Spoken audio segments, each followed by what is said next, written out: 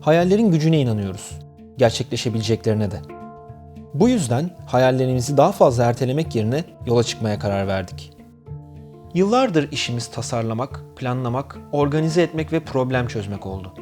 Şimdi iş hayatında edindiğimiz bu becerileri de kullanarak uzun zamandır hafta sonları ve yıllık izinlere sığdırdığımız kısa heyecanları gerçek bir maceraya dönüştürmek istiyoruz.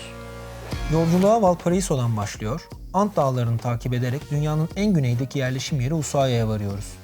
Daha sonra rotamızı kuzeye kırarak geniş düzlüklerin ardından Buenos Aires'e, Plata Nehri'ni geçerek Montevideo'ya ulaşıyor, heyecan verici São Paulo ve Rio de Janeiro'nun ardından 3 ülkeyi birbirinden ayıran Iguazu şelalelerini de ziyaret ederek Brezilya'dan ayrılıyoruz. Tekrar kıtanın batı kıyısına sürüp Atacama Çölü ve Uyuni Tuz Gölü'nden geçerek dünyanın en yüksek başkenti La Paz'a varıyoruz.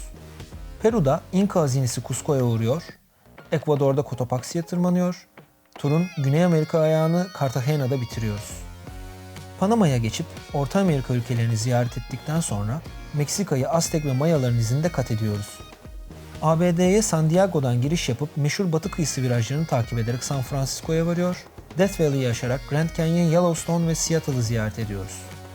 Turun Kanada ayağına Vancouver'dan başlayıp muhteşem göller bölgesini ve doğal parkları ziyaret ederek doğuya yol alıyor, 9 ay ve 50.000 kilometre sonunda yolculuğumuzu New York'ta tamamlıyoruz. Merhaba, ben Kerem, 37 yaşındayım, makine mühendisiyim. Endüstri ürünleri tasarımında master yaptım.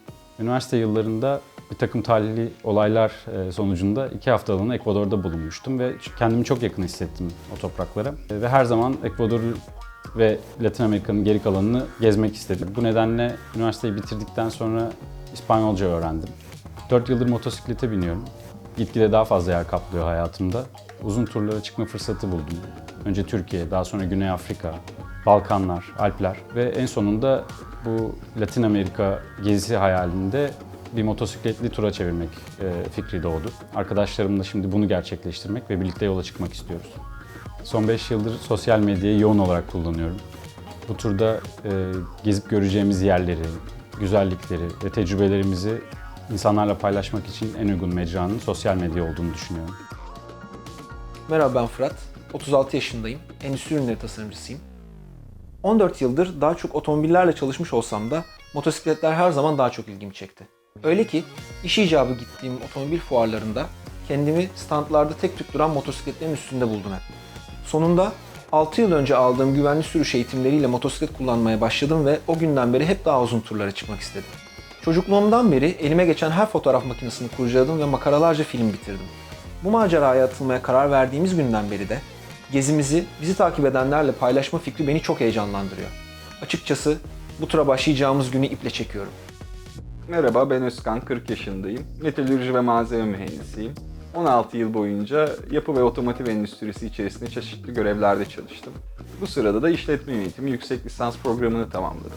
Çocukluğumdan beri doğa yürüyüşlerine çıkıyorum ve sualtı sporları ile ilgileniyorum. Kurtarıcı dalgıçım. 7 sene önce ise motosikletle tanıştım. Kontrol ve ileri sürüş teknik eğitimleri alarak becerilerimi geliştirmeye gayret ettim. Çadırımla birlikte yolda, doğada olmak benim için hep çok çekici oldu. Bu tutkuyla yıllardır yurt içinde ve yurt dışında seyahatler gerçekleştiriyorum. Şimdi bu tura Fırat ve Kerem'le beraber çıkmaya can atıyorum. Yolda olma, yeni yerler keşfetme, farklı kültürlerle tanışma hayalimizi paylaşan pek çokları olduğunu biliyoruz. Bizi harekete geçiren, bizden önce yola çıkanların paylaştığı hikayelerdi. Biz de kendi maceramızı takipçilerimizle ulusal bir gazete ve sosyal medyada adım adım paylaşacağız. 3 eski dost yola düştük ve sizi de bu serüvene ortak olmaya davet ediyoruz.